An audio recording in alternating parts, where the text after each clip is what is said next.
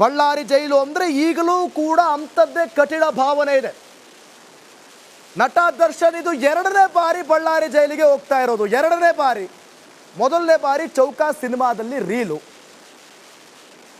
ಇದು Pattanagere shed cinema, ಒಂದು ರೀತಿಯಲ್ಲಿ ಅದು ಸಿನಿಮಾ, ಆದರೆ ಸಿನಿಮಾ ಅಲ್ಲ, ನಿಜ ಜೀವನದಲ್ಲಿ ಆದಂಥ ಕತೆ. ಶೆಡ್ನಿಂದ ಪರಪ್ಪನ ಅಗ್ರಹಾರಕ್ಕೆ, ಪರಪ್ಪನ ಅಗ್ರಹಾರದಿಂದ ಬಳ್ಳಾರಿ ಜೈಲಿಗೆ. ಕೆಲವು ದೊಡ್ಡ ಜೈಲುಗಳ ಪೈಕಿ ಬಳ್ಳಾರಿ ಜೈಲು ಕೂಡ ಒಂದು. ಒಟ್ಟು 8 ಕೇಂದ್ರ ಕಾರಾಗೃಹಗಳಲ್ಲಿ ಬಳ್ಳಾರಿ ಜೈಲು ಕೂಡ ಒಂದು. ನಾನಾಗಲೇ ಹೇಳ್ತಾ ಇದ್ದೆ, 1000ಕ್ಕೂ ಅಧಿಕ ಕೈದಿಗಳು ಮಾತ್ರ ಅಲ್ಲಿ ಇರಿಸ್ಬೋದು. ಆದರೆ ಪರಪ್ಪನ ಅಗ್ರಹಾರ 5000 ದಾಟುತ್ತೆ.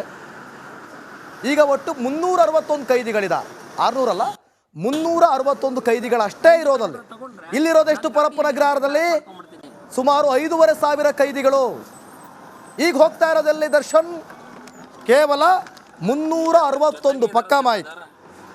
ಬೆಂಗಳೂರಿನ ಹಳೆ ಜೈಲು, ಬೆಳಗಾವಿಯ ಹಿಂಡಲ್ಗ ಜೈಲು, ಗಲ್ಲುಗಂಬ ಇರುವ ಮತ್ತೊಂದು ಜೈಲು ಅಂತಂದ್ರೆ ಅದು ಬಳ್ಳಾರಿ ಜೈಲು. ಬಳ್ಳಾರಿ ಜೈಲು ಅಂದ್ರೆ ಭಯ. ಆಗ್ಲಿಂದಲೂ ಅಷ್ಟೇ ನಮಗೆ ಬಳ್ಳಾರಿ ಜೈಲಿಗ ಅಂದ್ರೆ ಭಯ. ಬಳ್ಳಾರಿ ಜೈಲು ಅಂದ್ರೆ ಅದು ನರಕ ಸದೃಶ.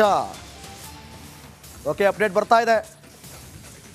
ಬೆಂಗಳೂರಿನಿಂದ ಬಳ್ಳಾರಿಯತ್ತ ನಟ ದರ್ಶನ್ ಹೊರಟಿದ್ದಾರೆ. ಬಳ್ಳಾರಿ ಸೆಂಟ್ರಲ್ ಜೈಲಿನಲ್ಲಿ ಫುಲ್ ಅಲರ್ಟ್ ಆಗಿದೆ. ಈಗ ದರ್ಶನ್ ಜೈಲು ತಲುಪುತ್ತಿದ್ದಂತೆ ಇದೊಂದು ಆರೋಗ್ಯ ತಪಾಸಣೆ ಆಗಲೇಬೇಕು. ಅದು ನಿಯಮ. ದೇಹದ ತೂಕ, BP ಸೇರಿದಂತೆ ಸಾಮಾನ್ಯ ತಪಾಸಣೆ ಇದ್ದೇ ಇರುತ್ತೆ, ಮೆಡಿಕಲ್ ಚೆಕಪ್. ಬಳಿಕ ದರ್ಶನ್ ಹೊಸ ಕೈದಿ.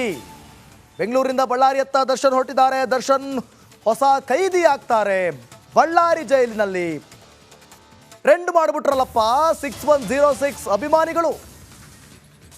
ಬೈಕಿಗೆ, ಕಾರಿಗೆ, ಲಾರಿಗೆ ಎಲ್ಲ ಕಡೆ ಹಾಕೊಂಡು ಪ್ರಿಂಟ್ ಹಾಕ್ಸ್ಕೊಂಡು ನಮ್ಮ ಬಾಸ್ ಕೈದಿ ನಂಬರು ಬಾಸು ಅಂದ್ರಲ್ಲ, ಕೈದಿ ನಂಬರ್ ಚೇಂಜು. ನೀವು ಕೂಡ ಈಗ ಅದನ್ನು ಕೀಳ್ಬೇಕಾಗುತ್ತಾ ಹೆಂಗೆ? ಇಲ್ಲ ನೆನಪಿಗೆ ಹಂಗೆ ಇಟ್ಕೋತೀರಾ ಗೊತ್ತಿಲ್ಲ, ಇಲ್ಲ ಅದಕ್ಕೊಂದು ಆ್ಯಡ್ ಮಾಡ್ತೀರಾ ಹೊಸ ಕೈದಿ ನಂಬರ್ನ. ವಿನಯ್ ಕೂಡ ಜೈಲಿಗೆ ಶಿಫ್ಟ್ ಆಗ್ತಾರೆ. ಪ್ರದೂಷ್ ಬೆಳಗಾವಿ, ನಾಗರಾಜ್. ಈ ಬಗ್ಗೆ ಮತ್ತಷ್ಟು ಮಾಹಿತಿಯನ್ನು ಕೊಡ್ತಾರೆ ನಮ್ಮ ಬಳ್ಳಾರಿ ಪ್ರತಿನಿಧಿ ರೇಣುಕಾ ರಾಧ್ಯ.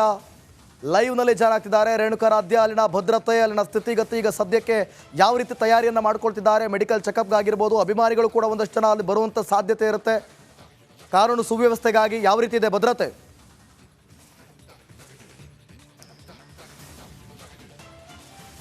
ಖಂಡಿತ ದಿವಿತ್, ಇನ್ನೇನು ಕೆಲವೇ ಕ್ಷಣಗಳಲ್ಲಿ ದರ್ಶನ್ ಅಂಡ್ ಗ್ಯಾಂಗ್ ಬಳ್ಳಾರಿ ಜೈಲನ್ನು ತಲುಪುತ್ತೆ.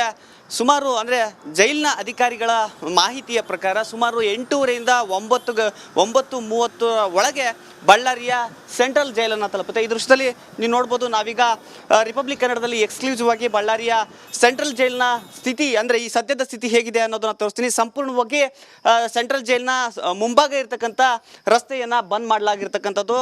ಮುಂಜಾಗ್ರತಾ ಕ್ರಮವಾಗಿ ಪೊಲೀಸರು ಒಂದು ರೀತಿಯ ಹದ್ದಿನ ಕಣ್ಣನ್ನು ಇಟ್ಟಿದ್ದಾರೆ. ಯಾರು ಕೂಡ ಸೆಂಟ್ರಲ್ ಜೈಲಿನ ಮುಂಭಾಗದಲ್ಲಿರ್ತಕ್ಕಂಥ ರಸ್ತೆಯಲ್ಲಿ ಸಂಚರಿಸಬಾರ್ದು. ಯಾಕಂದರೆ ನಿನ್ನೆಯಷ್ಟೇ ಕೆಲವೊಂದಿಷ್ಟು ದರ್ಶನ್ ಅಭಿಮಾನಿಗಳು ಬಂದು ಉಚ್ಚಾಟವನ್ನು ಮಾಡಿದರು. ಹೀಗಾಗಿ ಇವತ್ತು ಸಂಪೂರ್ಣವಾಗಿ ಅಲರ್ಟ್ ಆಗಿದ್ದಾರೆ.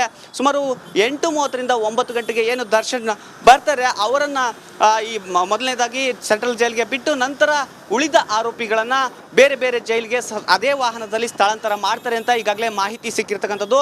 ಇನ್ನು ಮೊದಲನೇದಾಗಿ ಇಲ್ಲಿಗೆ ಬಂದ ತಕ್ಷಣ ಆಗುವ ಪ್ರೋಸೆಸ್ಗಳು ಏನು ಅನ್ನೋದನ್ನು ನೋಡೋದಾದರೆ, ದರ್ಶನ್ ಜೈಲಿಗೆ ಬರ್ತಾ ಇದ್ದಂತೆ ಅವ್ರನ್ನ ಇಲ್ಲಿ ಮೊದಲನೇದಾಗಿ ಅವರಿಗೆ ಮೆಡಿಕಲ್ ಚೆಕಪ್ಪನ್ನು ಮಾಡ್ತಾರೆ. ಅದರ ಜೊತೆಗೆ ಏನು ದರ್ಶನ್ ಜೊತೆ ಬಂದಿರತಕ್ಕಂಥ ಅಧಿಕಾರಿಗಳಿಂದ ದರ್ಶನ್ ಅವರ ಕೇಸ್ನ ಫೈಲನ್ನು ರೀಡ್ ಮಾಡ್ತಾರೆ. ಅಂದರೆ ಬಳ್ಳಾರಿಯ ಸೂಪರಿಂಟೆಂಡೆಂಟ್ ಆ ಸಂದರ್ಭದಲ್ಲಿ, ಅಂದರೆ ಬಳ್ಳಾರಿ ಜೈಲಿ ಸೂಪರಿಂಟೆಂಡೆಂಟ್ ಆ ಟೈಮ್ನಲ್ಲಿ ಇರ್ತಾರೆ. ಸುಮಾರು 9 ಗಂಟೆಗೆ ವೇಳೆಗೆ ಈ ಆಗ್ತಕ್ಕಂಥ ಪ್ರೋಸೆಸ್ ಇದು. ಆ ಫೈಲನ್ನು ನೋಡಿದ ಬಳಿಕ ಸಂಪೂರ್ಣವಾಗಿ ಆರೋಗ್ಯ ಪರಿಶೀಲನೆ ಮಾಡ್ತಾರೆ. ಅಂದರೆ BP ಚೆಕಪ್ ಆಗಿರ್ಬೋದು, ದರ್ಶನ್ ಅವರ ತೂಕ ಆಗಿರ್ಬೋದು, ಬೇರೆ ಬೇರೆ ಸಾಮಾನ್ಯ ಟೆಸ್ಟ್ಗಳು, ಅಂದರೆ ಬೇಸಿಕ್ ಟೆಸ್ಟ್ಗಳೇನಿರ್ತವೆ ಅವೆಲ್ಲವನ್ನು ಮಾಡಿ ರೆಕಾರ್ಡ್ ಮಾಡಲಾಗುತ್ತೆ. ಆ ಬಳಿಕ ದರ್ಶನ್ ಅವರಿಗೆ ಕೈದಿ ನಂಬರನ್ನು ಚೇಂಜ್ ಮಾಡುವ ಸಾಧ್ಯತೆ ಕೂಡ ಇರ್ತಕ್ಕಂಥದ್ದು ಅಂತ ಈಗಾಗಲೇ ಹೇಳಿರ್ತಕ್ಕಂಥದ್ದು. ಅಷ್ಟೇ ಅಲ್ಲದೆ ಆ ಬಳಿಕ ದರ್ಶನ್ಗಾಗಿ ವಿಶೇಷವಾಗಿ ಬಳ್ಳಾರಿಯ ಸೆಂಟ್ರಲ್ ಜೈಲಿನಲ್ಲಿ ಒಂದು ಅಂದರೆ 16 ಹೈ ಸೆಕ್ಯೂರಿಟಿ ಸೆಲ್ಗಳಿವೆ. ಆ ಸೆಲ್ಗಳಲ್ಲಿ ಪ್ರಮುಖವಾಗಿ ಒಂದು ಸೆಲ್ಲನ್ನು ದರ್ಶನ್ಗೆ ಕೊಡಲಾಗುತ್ತೆ. ಅಕ್ಕಪಕ್ಕದ ಸೆಲ್ಗಳು ಸಂಪೂರ್ಣವಾಗಿ ಖಾಲಿ ಇರುತ್ತೆ ಅಂತ ಈಗಾಗಲೇ ಹೇಳಿರ್ತಕ್ಕಂಥದ್ದು. ಅಂದರೆ ದರ್ಶನ್ ಅವರಿಗೆ ವಿಶೇಷವಾಗಿ ಒಂದು ಕೊಠಡಿಯಲ್ಲಿ ವ್ಯವಸ್ಥೆಯನ್ನು ಮಾಡಲಾಗಿದ್ದು, ಅದರಲ್ಲಿ ಅಂದರೆ ಬೆಂಗಳೂರಿನ ಪರಪ್ಪನ ಅಗ್ರಹಾರದ ರೀತಿಯಲ್ಲಿ ಯಾವುದೇ ರೀತಿಯ ವ್ಯವಸ್ಥೆಗಳಿಲ್ಲ. ಅದರ ಬದಲಿಗೆ ಮೂಲಭೂತ ಸೌಕರ್ಯ ಏನು ಬೇಕೋ ಅದಷ್ಟೇ ಇರುತ್ತೆ ಅನ್ನೋದು ಈಗ ಸಿಕ್ಕಿರ್ತಕ್ಕಂಥ ಮಾಹಿತಿ. ಕೇವಲ ಒಂದು ಫ್ಯಾನ್ ಇರುತ್ತೆ, ಜೊತೆಗೆ ಒಂದು ನೀರಿನ ತೊಟ್ಟಿ ಇರುತ್ತೆ, ಒಂದು ಲೈಟ್ ಇರುತ್ತೆ, ಜೊತೆಗೆ ಅಟ್ಯಾಚ್ ಬಾತ್ರೂಮ್ ಇರುತ್ತೆ ಅಂತ ಆ ಸೆಲ್ನಲ್ಲಿ ಈಗಾಗಲೇ ಮಾಹಿತಿ ಕೂಡ ಸಿಕ್ಕಿರ್ತಕ್ಕಂಥದ್ದು.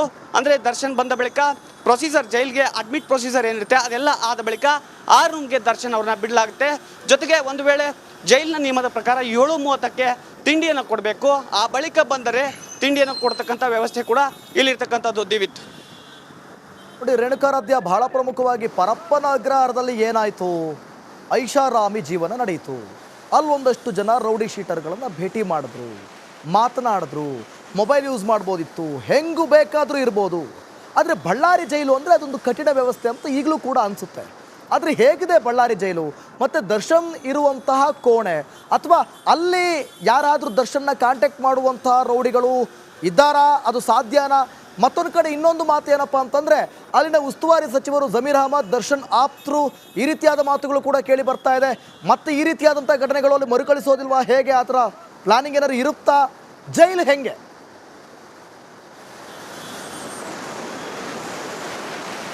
ಖಂಡಿತ ದಿವಿತ್, ನೀವು ಹೇಳಿದ್ದು 100ಕ್ಕೆ 100ರಷ್ಟು ಸತ್ಯ ಅಂತ ಹೇಳ್ಬೋದು. ಯಾಕಂದರೆ ಈಗಾಗಲೇ ಪರಪ್ಪನ ಅಗ್ರಹಾರದಲ್ಲಿ ಆಗಿರ್ತಕ್ಕಂಥ ಎಡವಟ್ಟುಗಳನ್ನು ಮುಚ್ಚಿ ಹಾಕೋದಕ್ಕೆ, ಅಂದರೆ ಮುಚ್ಚಿ ಹಾಕೋದು ಜೊತೆಗೆ ಮತ್ತಷ್ಟು ಜನರಿಂದ ಕ್ರೆಡಿಬಿಲಿಟಿನ ಗಳಿಸೋದಕ್ಕೆ ಈಗ ಜೈಲು ಸಿಬ್ಬಂದಿ ಮುಂದಾಗಿರ್ತಕ್ಕಂಥದ್ದು. ಅಂದರೆ ಪರಪ್ಪನಲ್ಲಾದ ಎಡವಟ್ಟುಗಳು ಬಳ್ಳಾರಿ ಜೈಲಿನಲ್ಲಿ ಆಗಬಾರ್ದು ಅನ್ನೋ ನಿಟ್ಟಿನಲ್ಲಿ ಬಳ್ಳಾರಿ ಜೈಲಿಗೆ ಈಗ ಶಿಫ್ಟ್ ಮಾಡ್ತಾ ಇರ್ತಕ್ಕಂಥದ್ದು. ಅಂದರೆ ಬಳ್ಳಾರಿ ಜೈಲು ಅಂದರೆ ಒಂದು ರೀತಿ ಇಡೀ ರಾಜ್ಯ ಮಾತ್ರವಲ್ಲ, ದೇಶದಲ್ಲೇ ಕಠಿಣ ಜೈಲು ಅಂತ ಹೇಳ್ತಾರೆ. ಅಂದರೆ ಆಗಿನ ಕಾಲಕ್ಕೆ ಬಳ್ಳಾರಿ ಜೈಲು ಅಂದರೆ ಅಂಡಮಾನ್ ನಿಕೋಬಾರ್ನಲ್ಲಿ ಇರ್ತಕ್ಕಂಥ ಕಾಲಾಪಾನಿ ಜೈಲಿನ ನಂತರ ಅತ್ಯಂತ ಕಠಿಣ ಈ ಜೈಲು ಅಂತ ಈ ಜೈಲಿಗೆ ಕರೀತಾರೆ. ಹೀಗಾಗಿ ಈ ಜೈಲಿಗೆ ಬಂದ ಬಳಿಕ ಅವರಿಗೆ ಕೇವಲ ಮೂಲಭೂತ ಸೌಲಭ್ಯಗಳು ಮಾತ್ರ ಇರ್ತವೆ.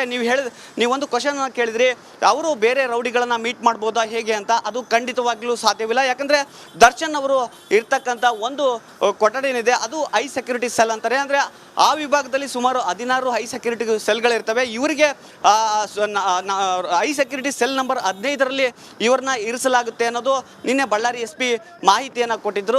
ಆದರೆ ಅವರಿಗೆ ಅಂದರೆ ಅಲ್ಲಿ ಯಾರನ್ನೂ ಕೂಡ ಮೀಟ್ ಮಾಡೋದಕ್ಕೆ ಆಗಲ್ಲ. ಕೇವಲ ಸುಮಾರು ಒಂದು ಅರ್ಧ ಗಂಟೆಯಷ್ಟು ವಾಕ್ ಮಾಡೋದಕ್ಕೆ ಹೊರಗಡೆ ಬಿಡ್ತಾರೆ ದರ್ಶನ್ ಅವ್ರನ್ನ. ಊಟವನ್ನು ಕೂಡ ದರ್ಶನ್ ಅವರಿಗೆ ರೂಮಿನಲ್ಲೇ ಕೊಡುವಂಥ ವ್ಯವಸ್ಥೆಯನ್ನು ಮಾಡಿರ್ತಕ್ಕಂಥದ್ದು. ಇನ್ನೊಂದು ಕಡೆಗೆ ಆ ವಿಭಾಗದಲ್ಲಿ ಅಂದರೆ ದರ್ಶನ್ ಅವ್ರನ್ನ ಆಗ್ತಾ ಇರ್ತಕ್ಕಂಥ ಸೆಲ್ನ ವಿಭಾಗದಲ್ಲಿ ಬೇರೆ ಯಾರನ್ನು ಕೂಡ ಬಿಡೋದಿಲ್ಲ. ಈಗ 2-3 ಜನ ಅದೇ ವಿಭಾಗದಲ್ಲಿ ಇದ್ದರೂ ಕೂಡ ಅವರನ್ನು ದರ್ಶನ್ ನೋಡಬಹುದಷ್ಟೇ ಹೊರತು ಯಾವುದೇ ರೀತಿ ಮಾತನಾಡೋದಕ್ಕೆ ಅವಕಾಶ ಇಲ್ಲ ಅಂತ ಹೇಳಿರ್ತಕ್ಕಂಥದ್ದು. ಜೊತೆಗೆ ಅಲ್ಲಿ ಸಂಪೂರ್ಣವಾಗಿ CCTV ಹದ್ದಿನ ಕಣ್ಗಾವಲಿರುತ್ತೆ. ದರ್ಶನ್ ಅವರನ್ನ ಪ್ರತಿಯೊಂದು ನಡೆಯನ್ನು ಅಬ್ಸರ್ವ್ ಮಾಡೋದು, ಅಂದರೆ ದರ್ಶನ್ ಅವರ ಪ್ರತಿಯೊಂದು ನಡೆಯನ್ನು ಅಬ್ಸರ್ವ್ ಮಾಡೋದಕ್ಕೆ ಸುಮಾರು ಹೈ ಸೆಕ್ಯೂರಿಟಿ ಸೆಲ್ನ ವಿಭಾಗದಲ್ಲಿ ಸುಮಾರು 15 CCTVಗಳು ಇವೆ.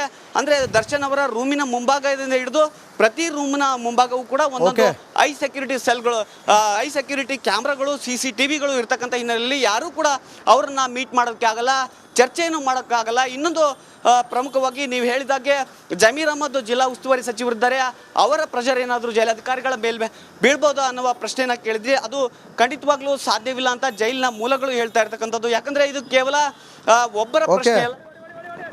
ಥ್ಯಾಂಕ್ ಯು ರೇಣುಕಾರಾಧ್ಯ ನಿಮ್ಮೆಲ್ಲ ಮಾಹಿತಿಗಾಗಿ. ನಟ ದರ್ಶನ್ರನ್ನ ಕರೆದುಕೊಂಡು ಹೋಗಲಾಗ್ತಾ ಇದೆ ಬಳ್ಳಾರಿ ಕಡೆಗೆ. ಎಕ್ಸ್ಕ್ಲೂಸಿವ್ ದೃಶ್ಯಾವಳಿಗಳನ್ನು ಕೂಡ ನೀವು ಗಮನಿಸ್ತಾ ಇದ್ದೀರಿ. ಐಷಾರಾಮಿ ಜೀವನ ತಂದಂಥ ಸಂಕಷ್ಟ.